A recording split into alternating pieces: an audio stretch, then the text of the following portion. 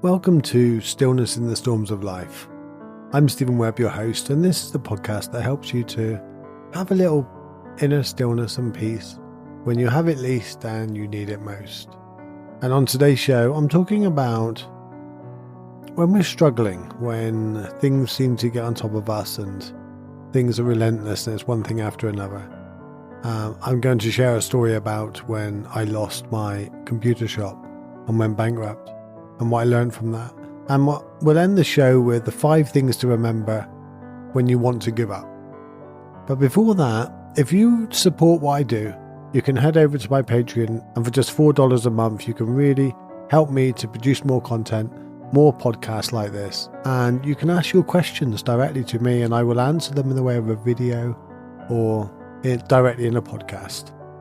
So yeah, head over to stevenwebb.com. and there's a link at the top to my Patreon site. That would be awesome. And if you want to shout out on the show, yeah, I'll shout your name out on the show. Not literally shout, but you know what I mean. Yes, struggles. We all have them, right? And the regular listeners would know that I'm paralysed just below my neck. I got limited arm movement. And I broke my neck when I was 18 years old now. It's coming up nearly 30 years, 28 years it'll be 1st of September this year. So, but I've picked a particular time in my life where I think you'll be able to relate. It was a time when I started to get my life back together, and the one thing that was really important to me and what I enjoyed doing was working with computers. Shortly after I came out of hospital, I was given a computer. And it was the first time that I really was into computers. I was more interested in women and partying and everything else before I broke my neck. So, hey, I'm just being honest. But after I broke my neck, it was more, I got into computers because it helped me a lot more. A computer opened a whole new world to me. And then as time went on, I wanted to upgrade the computer, and I taught myself about it. So I become like an engineer of computers, but I never really ever plugged one in. Still to this day, I've never plugged in a USB cable. Yeah, I know I can instruct people to build a whole computer, to upgrade it and do all the different things with it. And the computer I got now is completely built by one of my carers that knows nothing about computers at all. Literally, I tell her where to put the screws in, where to put the cables in, and how to do it. So yeah, I'm a computer engineer, but never actually done it. After a few years, I met another gentleman called Richard, and we started up a computer shop together. He was going to be the hands, I was going to be the person that dealt with all the other stuff, the orders and the computers and things like that. I would deal with the customers coming in, and it worked really well for a couple of years. And then it was at a time when the internet was just taking off. I think Google was about a year old. eBay didn't exist yet. Facebook wasn't going to exist for another 5 years. And it was in that twilight zone of when everybody was buying .coms. And I'll be honest, I didn't think much of the internet at that point. It was more so download drivers and to go onto these forums, but I couldn't really see the point in it. It was much like the radios were years ago on the CB, where you had the fanatics that loved it, but most people didn't really get that involved. Well, we set up this computer shop, and my stepdad and Richard went out there. They put in all the sideboards. We got all ready. Me and Richard went to the bank, and we got a loan. And we got a couple of cards that we had some money on, and we started the shop. We sat back and we waited for the customers. I think we put a couple of adverts in the newspapers. And it was called Bees Knees Computers. As in, you all know what they mean by the bees knees. It was called Bees Knees Computers, and it was limited. So we all set it up properly with help from accountants, and we sat there and we waited for the trade, and yeah, it did all right. Well, we slowly built up. We built up a good number of customers and visitors who used to pop in for coffee. One of the things, I cannot answer really for Richard, but for me, I was far too lenient. I would repair people's computers and go, oh, just £5, just £10 here. And really, the computer shop down the road that was doing well would charge like £30 per hour, which was probably about right. But I thought, well, I've just sat here and it's taken me about an hour, just fiver, tenner. So over time, this had a knock-on effect because the hardware never really made you any money. All the giants could sell it at a fraction of the cost that we would incur. So there was just no profit in that. So we tried to go down the route of selling computers, and we did all right. We sold quite a few computers, but there was never any real profit in that. And then PC World opened up, and that really, it wasn't PC World's fault, clearly, but my mindset was that we were going to struggle, and we did. And then eventually, about 8-9 months later, becoming clear to me that I was relying on the next customer to come in just to pay the day's bills. And I was having to phone the bank at 3 o'clock every day just to explain to the business manager at the bank exactly the situation that day. Did we have some money to pay in? Did we sell a computer? Did we have to pay any bills? It took its toll on me. I couldn't wait until the weekend when the banks were closed. It meant I had 2 days of relative peace.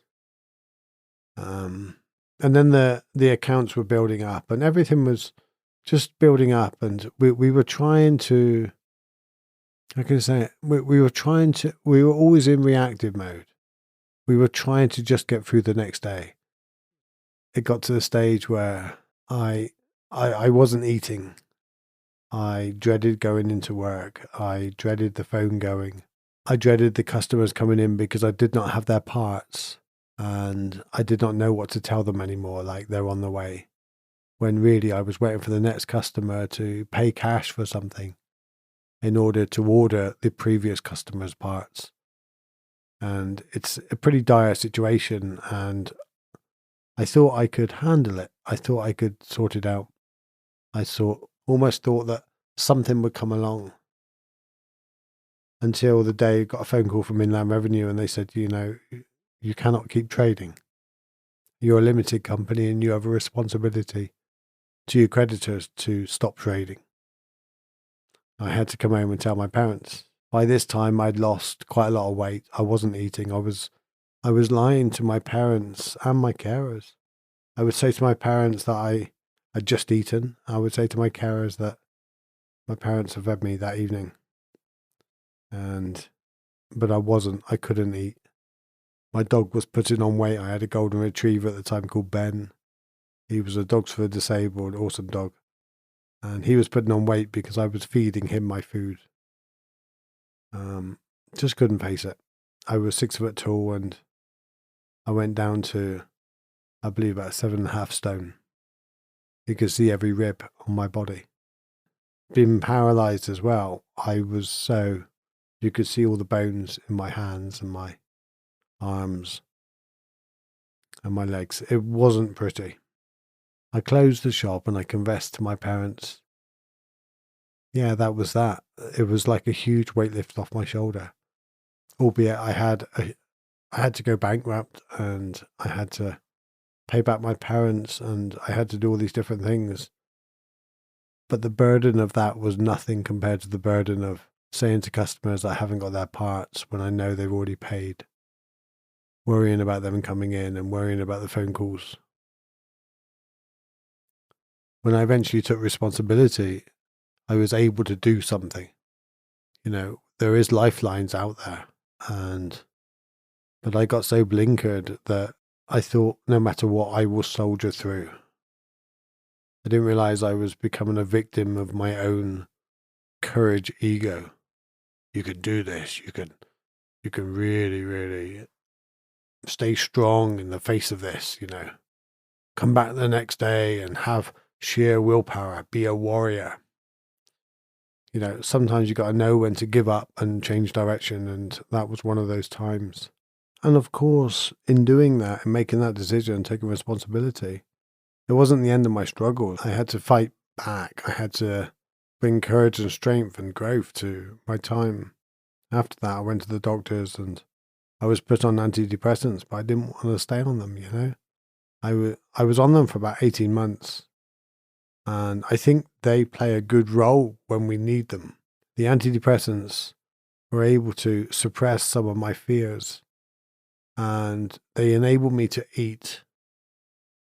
And they say very often when people go on antidepressants, they put on weight. Well, it's because the antidepressants almost give you an appetite. And that appetite meant that I could rebuild myself and my body a little bit. So that was a good thing, because I couldn't stand the drinks that they gave me, these build-up drinks. They were disgusting. You know, the strawberry wasn't too bad, but the banana one was just disgusting. The bananas didn't even come close to it, you know. It was about this time also that I met my then long-term partner, Emma, and I met her daughter, which is still my daughter now. She's my stepdaughter. She moved in when she was 4, and we stayed together for 11 years. So when I took responsibility, when I started building back my life, that's when we got together and we sorted our relationship out. And so everything went on a plus. But it did feel for a long time that no matter what, everything was against me. No matter what I tried, you know, the universe had an answer for me, but it wasn't the answer I wanted. But it was the answer that I focused on. I was always focused on more debt, more troubles, more hassle. So I said at the beginning I was going to share 5 things to remember when you want to give up. And I wrote these things down the other day, thinking about my time at that point. And the first one is, by avoiding it, it grows. And this is whether it's an emotion, whether it's a problem or anything. The more we try to push away something, the more it pushes back. It's almost like the rule of opposites. Or what is that physics rule, you know? Equal and opposite reaction. The more you push against the wall, the more the wall pushes back at you. And this goes the same with emotions. The more you try to suppress them, the bigger they grow until one day they totally swamp you. It's much like building a dam on the little river beside the beach. We build the dam trying to hold back the water, and at some point the water will always break through. And that's what it does when we try to push these problems away, like as if they'll go away by themselves. They won't. They will get bigger and bigger and bigger until at some point you have to deal with them, or you cannot deal with them. Please don't leave it until you cannot deal with them. That's you're stronger and you've got more courage, and taking the responsibility will really free you from this bind of whatever problems you're having.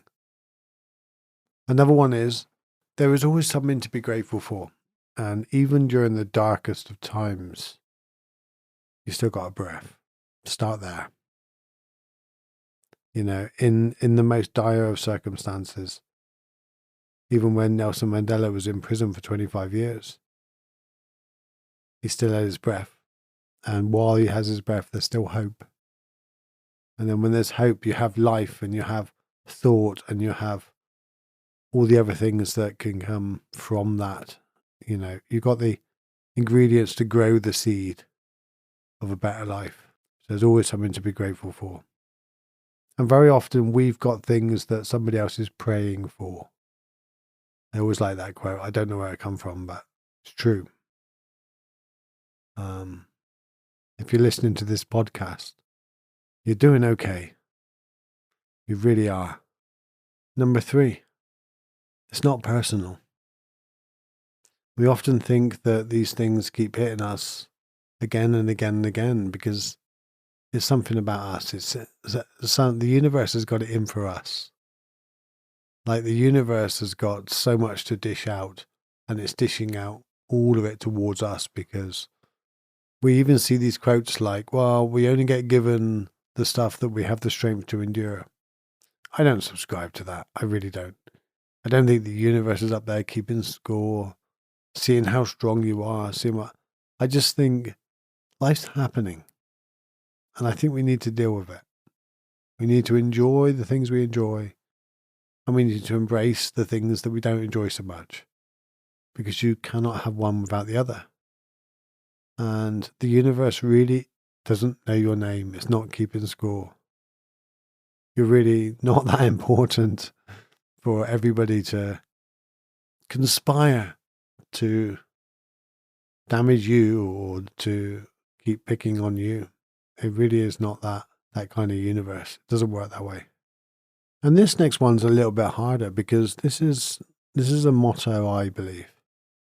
And there is a gift in everything, and you just need to find it. What's the gift when your times are really, really difficult?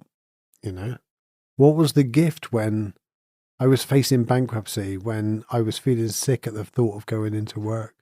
When the phone would go, I would look around the shop to see who was there because I did not know how to have the conversation with the bank and such like.